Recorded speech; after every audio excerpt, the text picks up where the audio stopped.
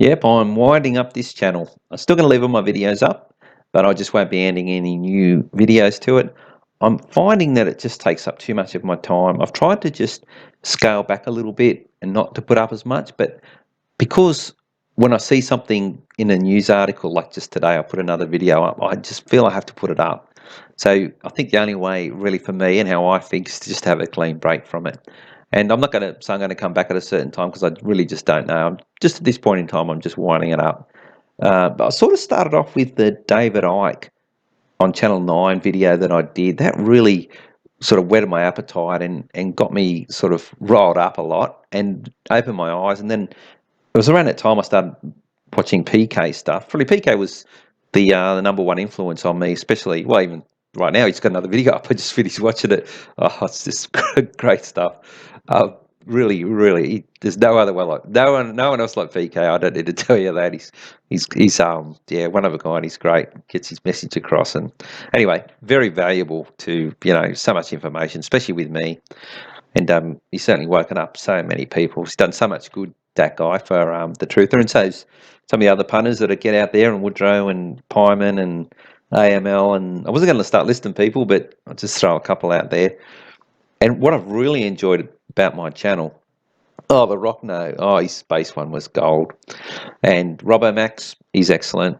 Smokin, he hasn't done too much lately. He was sort of mainly, I think, because he was in Melbourne. He was into the Burke Street stuff and some of the work he did there, going into some of those crevices and that, and hitting the beat, doing some field work, and that was excellent stuff as well. So. Yeah, it wasn't like I said, I want to list a lot of people, but just on my commenters too, I've really enjoyed that part of it, the engagement, the comments, and I've learnt so much from people, just some of the insights that other people have had, and it's also spurred me on, and actually I've made a few videos in response to comments. So yeah, I've really enjoyed that side of it as well, that engagement from, can't go through them all. Yeah, man and woman and Zal and Radic and just so many. Yeah. Anyway, like I said, I don't want to start naming people because if you miss someone out. So yeah, I'll just do a quick couple of predictions. Certainly, I think our next Prime Minister is going to be Albanese. He's the banker's choice. There's no way they're going to let Shorten stay in. They had that AFP raid and they just constantly bag him. They're always talking about the polls and just trying to justify. Albanese's going to make a challenge, and Channel 9 are going to support him because they're Goldman Sachs and he goes on to Goldman Sachs television. So they're lining him up, grooming him to be the next Prime Minister, because it'll either be Turnbull or him, and they're just hedging their bets like they do over in the States, except for Trumpy. We don't really have a Trumpy in Australia. The closest one we have would be, mind you, Trump's obviously on one side stopping himself from being assassinated in the Middle East, which I disagree with, but it's why he's doing what he's doing. He's looking after America, I guess, in some ways. Anyway, the only person we've got is Dick Smith, but he doesn't have the same money and he's not as charismatic and wouldn't be as bulldogish the way Trump is. He can really take the hits and give the hits in those political situations, where I think Dick Smith is a bit more lightweight to Trump. So certainly Albanese is going to be our Prime Minister, and then our debt is going to continue to climb. Just on debt, I'll just quickly mention what I think they're going to do. I did think when I say they, that's the IMF, International Bank of Settlements, World Bank, and Goldman Sachs. There's those groupings, because all the people that are involved in each of those, they're always involved in all of them, not just one of them. So they're like a big group with the same people behind all of those ones. What they want to do, I initially thought they wanted to bankrupt countries, but they don't, because if they bankrupt countries, what happens is, first of all, it shows that their banking system's faulty and it's broken, and they don't think it's broken at all. They think it's perfect, exactly how they want it to go, and it is going exactly how they want it to go. And also, a lot of international legal laws kick in where you get a lot of debt gets retired, and after 5 years you can come back in, and it's sort of like normal bankruptcy in a country. As long as you stay out of the limelight for a while, you can come back in. And they're not going to let that happen, as what happened with Greece. See, Greece, Venezuela, certainly Palestine, and even Ireland, all those countries are all test beds for how they're going to lay it out. on the rest of the world. They're just fine-tuning all their tactics. Like Venezuela, the army's taking control of the water and everything, and in Palestine, they're only getting 4 hours electricity. That's what's going to happen to us, because as far as the currency goes, they basically want it to be worthless and to not count except for one aspect of currency, and that's the debt. That's that one number. But they don't want us working harder to earn more money and have actual economies, money within our own economies. What they want is to just be able to tell us what we can have and what we can't have. That's their system of running the world. And how they're going to do it is they're going to drive every country into an unrecoverable debt position. So they will bail you out by giving you more debt. And that's what they've done to Greece. So what ends up happening is 100% of all of your resource royalties go straight to them. So in effect, they own them without owning them, if you know what I mean. They don't want legal title. All they want is all of the revenue from it, which is the same or even better. And they also want all of our labour and our kids' labours and our grandkids' labour. Every effort you put in, they want the benefit of.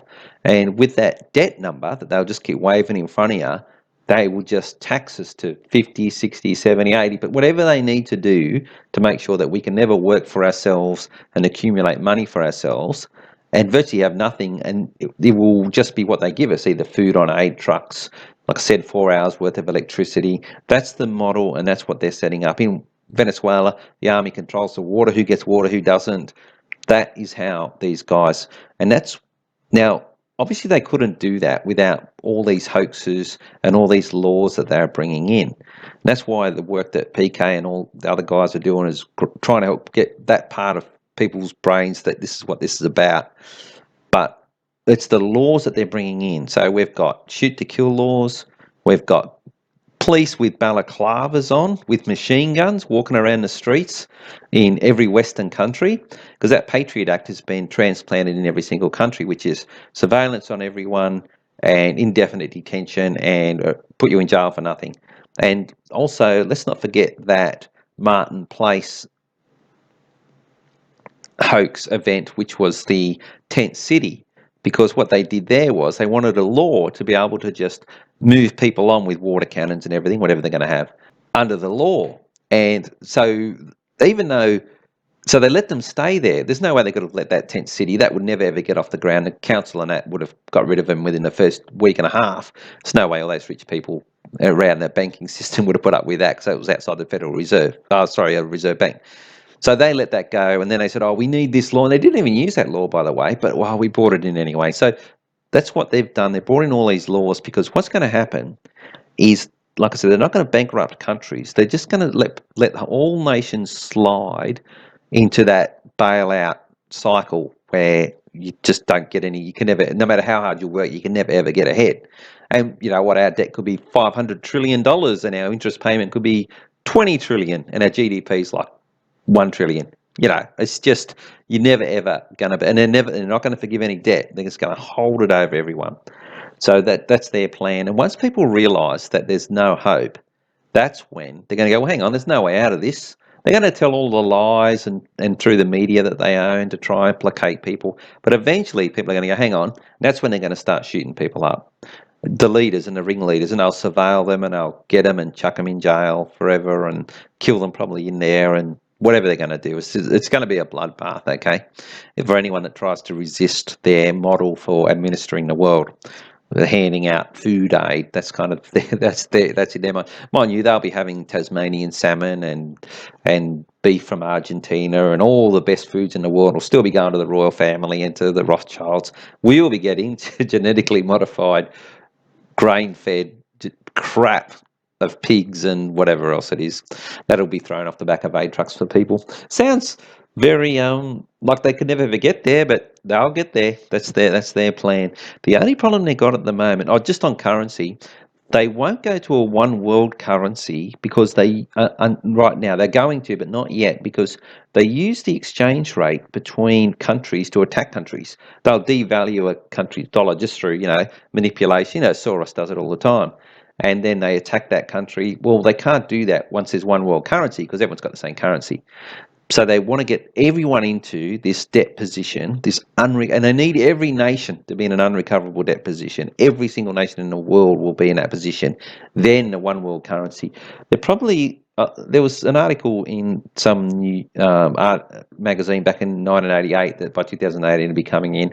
I don't think it's going to be. I think they need to really pound the debt pile it on top of more countries just yet. So I've probably got another 5 to 6 years, and then slowly but surely. But the emerging problem they've got, though, is they've used, in order to drive up our debt, they need to lower our GDP. Hence, we're not allowed to have a coal-fired power station for manufacturing. And all of our industry has gone overseas. But what they've done is they've used China for that. With all these trade deals that they sign that you can't see. Try and see a copy of the TPP. Can't see it. You cannot see one copy of any trade deal that we've signed, even though it affects you more than anything else, more than anything, gay marriage or all this stuff they're banging on, Barnaby Joyce and all this fluff. You cannot see a trade deal, and that's what really affects you.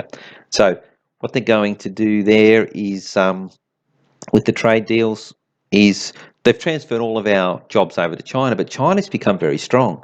Now, China knows that they're being used by these guys. They're smart enough to know this, the Communist Party. And what they're doing now is they're expanding as fast as they can, because once China's been used up, it's the New World Order's idea to then attack them. And once they've been used up and they don't need them anymore, then they're going to go after them. The same as Russia. Russia caught them by surprise. They thought they'd beaten Russia after the end of the Cold War, and they installed those oligarchs to just suck all the money out and leave the people in poverty. But Putin has kind of turned it around. He's a bit of a wild card himself. He's a bit like Trump. There's a few guys still getting around that are causing trouble for him, and Putin and Trump are two of them. Trump's doing it for his own reasons, though. Like I said, he's not perfect. But what they're doing there, though, now they're putting NATO troops up in Norway, and they're starting to get ready to attack Russia, which they will do. And they're going to do the same to China with these islands that China's built. And China's trying to project so that way they'll be harder to attack. But they will either drop some kind of bioweapon on them, some disease like that bird flu's made a reappearance. And that's how they'll probably genocide a lot of Chinese through some kind of disease they'll manufacture, and because they've just got straight up population on their side, so they'll want to take that out. And the Russians, they're not so much of a problem, but they will try and militarily take out all of their, because Putin's developed some really high level weapons lately, and they don't like it. They like to be the only ones with the weapons. Now, just on that currency, what they're going to do, it's going to be a cryptocurrency, but now to operate the cryptocurrency, you need to have the most powerful computer hardware and software, but hardware in particular with the most fastest chips, so that you can intercept any attack that comes in, because a faster computer is going to crunch the numbers quicker than a slower computer and be able to get through its defenses. And that's what that MH370 was all about. That's why they killed all those people on that plane, was because that left Freescale, or the Rothschilds, with the only patent on this revolutionary new chip. And that's the chip they're going to use for the cryptocurrency. See, that's why they need to kill all those people. And I'm pretty sure it went to Diego Garcia. They didn't take the chance of blowing it out of the sky and then having debris everywhere. They flew it to Diego Garcia. It's the only plane that's ever got. I mean, how could a plane? You can jump on one of those Google plane tracking sites, and every plane's tracked. Everyone knows where every plane is in the world, and somehow this one plane didn't. They didn't know where it was. Yeah. Okay. Well, that was, we played our part. We wasted about $300 million. Tony Abbott was spending all this money trying to find this plane. I don't know if he'd probably be in on it. He knows they weren't going to find it, but they got to go through the charade, and they got all these. And they had that just recently on 60 Minutes. These speculators going, "Oh, what happened with it?" Look, they went to Diego Garcia. There was a few smart cookies that managed to get some kind of satellite transponder signal that came from it, and it was heading in that direction. They managed to shut down all the radar and everything, but someone worked out that's where it was headed, but that's all they found. It was going to Diego Garcia, and they just landed it there and probably killed people, or I don't know what they did with them, kept them prisoner or whatever. But anyway, Rothschild and Freescale, they did make $40 billion out of that all those people dying, because that's what the patent was worth. But it wasn't really that. It was more they needed it for the global currency. So that's that little mystery, I think, is so I got that off Jim Willie. He's yeah, look, most of my stuff, some of the stuff I think of myself, a lot of stuff I get from other people. I always try to give kudos. Just on that, no more news. Adam Green, he's fantastic. Ryan Dawson, he's really good, and obviously PK. He's probably number one Aussie guy. Well, I should say that. I like Pyman, and he gets the most hits. PK, like Pyman, Woodrow, all those guys, Rockno, and yeah, they do excellent work. And also, my other recommendations are: I go to Lionel Nation. I know he's apparently, doesn't mention the J word, and it's a bit like Alex Jones, but they have their usefulness and they can be entertaining sometimes. And Stefan Molyneux and James Corbett, they're sort of my biggies that I go to. There's so many good channels out there. There really is. So yeah, that's for the international stuff. For Aussie stuff, like I said, PK and the other boys are keeping stuff going. So that's it. I'm gonna sort of cut ties for a little while. Look, I may be back. I don't know. I'll just see how I'm going. I've got to devote some time to some other stuff. I really do. But like I said, I've really enjoyed it. And look, thanks to all those people that comment on my channel. Like I said, I learn a lot of people, and it's been really, really. That's probably been the best part of having this channel, is the sort of camaraderie and the feedback and the laughs and that sort of thing. So yeah, all right then. Well, good luck everyone. Like I said, Albanese is going to be our PM. They're going to try to drive us down into unrecoverable debt position. Oh, just before I go, how I've been going about trying to, and I got this idea off PK. PK started to accost members of the public and explaining things to them. They're not too receptive, some of them. But my tactic, though, is to go in with something that isn't confrontational and will lead them down that path, because that's what really happened to me as far as 9/11 goes. A guy I used to work with just mentioned Building 7. I'm saying, what's he talking about? And I just check it out. And that's all he said to me. And I checked it out. And once I saw that, I think one or two videos, I went, oh, shit. Then everything just flowed from there. And the moon landing's a good one too, because we didn't go to the moon. There's no fucking way. Oh, that space program that we got. Just quick warning on that. I was going to do a video on it. It's just a complete waste of money. Can you ever remember anyone in the street going, marching in the streets, we need a space, we want to know what's going on Mars? Or the only actual commercially viable thing is satellites. Can you ever remember any news report going, oh, our satellite deficiency is causing this and causing that? No, that was perfect. Whoever was signing up to do our satellites or paying, they were perfectly fine setting up our satellites. We did not need a space program. That's a two-pronged assault. One is that it drives up the debt. They're spending billions on it. Couldn't spend 300 million to save the car industry, yet they're spending 3 billion on chucking on a space station, blowing fossil fuels on sending chunks of metal up. What are they going to do? What that idiot Elon Musk, with his bloody Tesla. Oh God, sending up he didn't even send it up, just send a rocket up and then it goes and drops in the ocean, like all the rest of them. Anyway, but the biggest thing with that is that this is very well hidden, and I've researched it, I've checked the legislation, this is how it works, is we're partnering with NASA. So effectively what's happening is NASA is transferring some of their costs onto us. So we'll be paying to know if there's water on Mars. Like, do you give a shit? Does anyone give a fucking shit? No, you don't.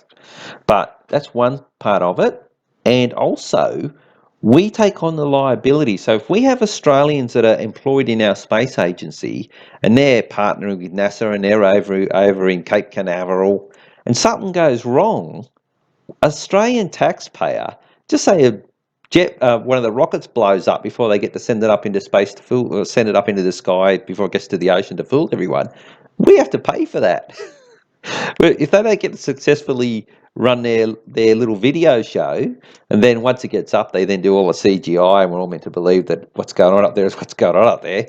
Really, satellites is the only useful thing that space has got for us. Low orbit, which you can't even call them out in space, really. They're outside the atmosphere, but they're still within the orbit of the Earth.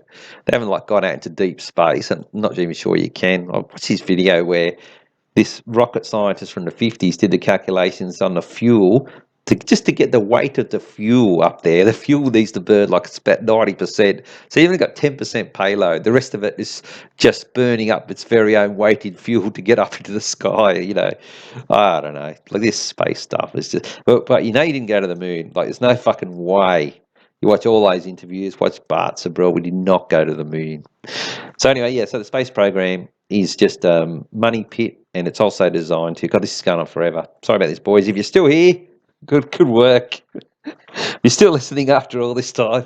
Good work. You soldiered on. It's hard to watch a long video, isn't it? Oh, I'm with you guys. I know. All right then. Well, that's it. I'm not going to put you through any more torture if that's what it's been. Like I said, thanks everyone, and good luck.